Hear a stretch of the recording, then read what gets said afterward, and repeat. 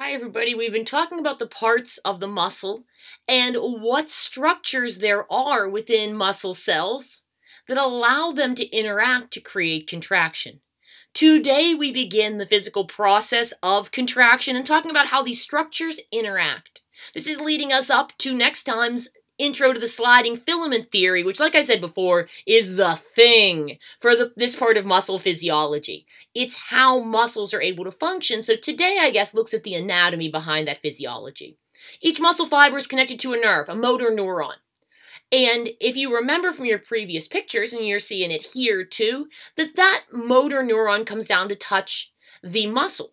You can see in that picture, it looks like little froggy toes. They meet up with the outer portion of the muscle, the little membrane. You can see the axon branches, and the fact that the motor neuron axon is coming down directly or indirectly via branches from the brain. You can see that it's wrapped in that white material. It's called myelin, M-Y-E-L-I-N.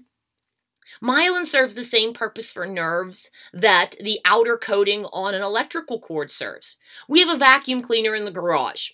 It's banished to the garage because years ago we had a wolf dog that was the Omega wolf. She was bottom of the barrel, the least fierce thing nature ever made, and she got vicious with the vacuum cleaner cord. That was her great attempt at viciousness as the neighbor's Yorkies bullied her. She ate the vacuum cleaner cord.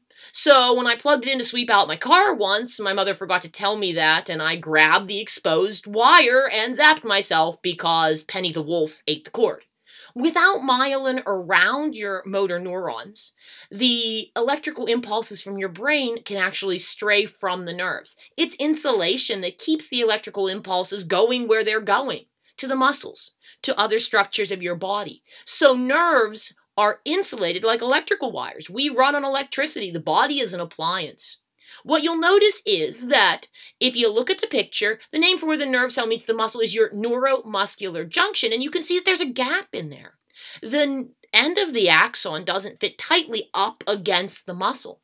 There's a gap, and you have a neurotransmitter, a chemical messenger that jumps across that gap and takes your information to the muscle, says, hey, contract. We'll talk about that tomorrow. What's important right now is the branched end of the motor neuron, how it touches many fibers. This saves your brain from having to send a signal for each and every fiber that it needs to contract. It has them grouped, and the motor unit is that group. A whole lot of muscle fibers, a whole lot of cells. If you think about how small cells are, it makes sense. A whole lot of cells are run by a single nerve cell because of the little froggy toes, the branches on the end of the axon, which is great. We call that a motor unit, and at the bottom of your first page, you can see a really nice picture of the motor unit, again showing froggy toes, and the branches at the end of your motor neuron. How do muscles contract? Remember, muscles are made up of two types of filaments, and we'll look at this today, and this leads again into tomorrow's contraction. Thin filaments are made mostly of actin. It looks like little olives in this picture since it's actually green. Actin, if I ask you what protein makes up thin filaments, I'm usually looking for actin. I'm looking for the main protein, but there are two other proteins there as well, troponin and tropomyosin.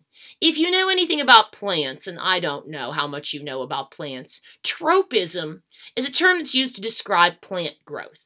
You might have even done this as an elementary school student. This is like a grade school thing. Geotropism. We did this, and it might have just been where I went to school, but we had petri dishes, and we put a corn seed, like a corn kernel, in a petri dish on a damp paper towel, and we let it sprout. Corn will germinate in a petri dish in a couple of days, and it starts to make roots. And like corn plants, I didn't know that would happen, and we tricked the corn.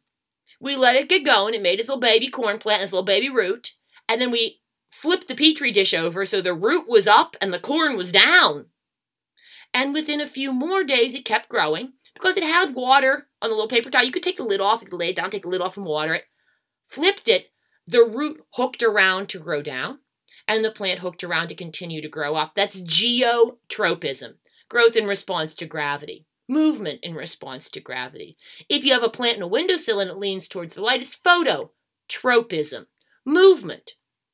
So troponin and tropomyosin move. They're the parts of this muscle fiber that we're going to see later able to move to allow contraction to happen. They're kind of like the gatekeepers. You know, they're the door that has to open for contraction to occur, and they move. Every time I look at this, I say olives, but my brain thinks Nerds rope. This really looks, I got Nerds ropes for Easter, and they're the most fantastic candy in the world that's not open to negotiation. Nerds ropes have a gummy center, which I see that little pink line on there that's the tropomyosin that really makes me think of a Nerds rope, and has the roundish nerds on it of different colors. So there's my troponin complex and my actin. I think of Nerds ropes when I see this to remind me that it's a lot of different spherical molecules on sort of a connecting fiber. And it's long, too, because the myofilaments need to be the length of the muscle in order to contract. Thick filaments, myosin is the only protein that's actively involved in a thick filament. And people say golf club shaped, and I look at that and I see Twizzlers. I think I'm hungry. I look at that and see Twizzlers with globs on the end for some reason, like broken Twizzlers, but Twizzlers nonetheless because of how they're twisted. Myosin heads are the parts of these filaments that are able to bend. They use ATP to do it, and we're going to see that in the next lecture, how important the interaction between actin and myosin is, and how important the mobility of the myosin head is. If you've ever seen a cat climb a screen door, that's what myosin does. Grabs the actin, pulls. Next actin, and slides the actin past itself. I also can say pulling in a garden hose. Grab with the hand, pull towards you. Grab with the hand, pull towards you. And it shortens the muscle. The final picture for today, the diagram of contraction of a sarcomere. Again, I love this in full color with the red and blue. At the top is an uncontracted or relaxed sarcomere. Remember, sarcomere is Z-line to Z-line, contractile unit of muscle. So you can see in the first picture that there's a pretty big gap between the ends of the two sets of the red myosin filaments. I'm looking. I can see my Z-line pretty clearly. It's wide open, and there's a big region where it's only actin, the thinner blue lines. As the muscle contracts, the myosin pulls the actin past it, from the top picture to the bottom. So in the bottom picture, myosin has gotten pulled in like the garden hose, or has pulled in the actin like the garden hose. Myosin has slid the actin past it and pulled it in from both sides. So if you're looking at the differences that you see between pictures A and B, there are a lot. This is what I mentioned earlier about the regions, how you lose the stripes when a muscle cell contracts. The sarcomere as a whole is shorter in B, no kidding. That's the first thing I see. If you look at the I band, and it's nice that they've labeled it, the I band is smaller because the I band is the region where it's only thin filaments. And as the overlap increases, your I band decreases in size noticeably on that. If you were looking at this under a microscope, I believe it takes an electron microscope to see these, not like the eyepiece bio ones, you'd see a less striated or less banded appearance in B because the whole sarcomere at this point is overlap. It's all double piles of myosin and actin the whole way down, whereas at the top, your myosin will look dark, your actin will look light, and areas where overlap's happening will look really dark. So that's what you'll see as far as differences go.